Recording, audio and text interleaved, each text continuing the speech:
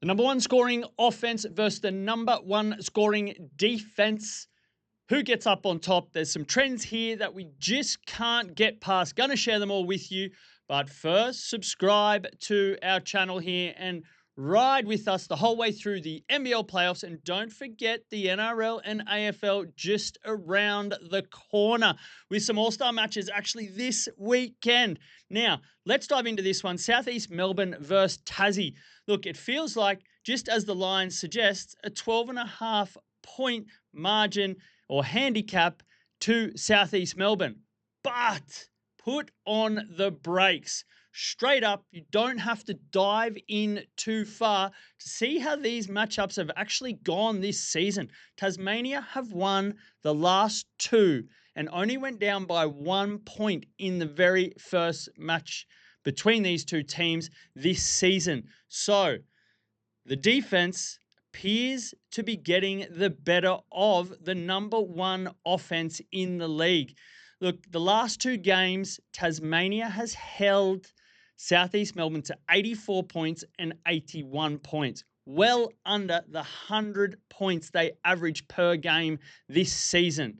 So, with 12.5 points start, I can't do anything but take that action with the JackJumpers heading into this one. The only thing that does worry me is the New Zealand game is before this one against Adelaide. If New Zealand lose, the Jackies are in the playoffs, and that might mean they switch off. But you got to play what's in front of you here, and that is the Jackies should cover this one with a 12.5 point start.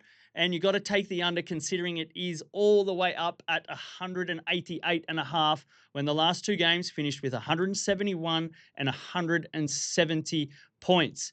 Look, when it comes to player props, even though I'm taking unders, there's still going to be a whole lot of 3-point attempts. And if you're looking at 3-point attempts in this one, you obviously have to take Nathan Sobey for 3+ threes. He's hit that in 8 of his last 11 matches. So he'll get his, but the scoreline will still stay below that high game total. On the JackJumpers side, I'm going to put my chips in with Nick Marshall. He had a career best game with 31 points last matchup and actually hit 7 of 8 3-point attempts in the process. Now, the market might be a little bit slow, or maybe I'm jumping too far ahead with Nick Marshall, but I'm going to take him for a modest 2 3-pointers. It'll likely be him and David Johnson taking the 3-point attempts to try and keep up with Southeast Melbourne, especially if the scoring does start to flow. So take Nick Marshall for 2 threes, take Sobey for 3 threes, but take the under 188.5 and take the JackJumpers to cover the 12.5 point margin as the away underdog. Simple as that. Just remember though, gamble responsibly and happy punting.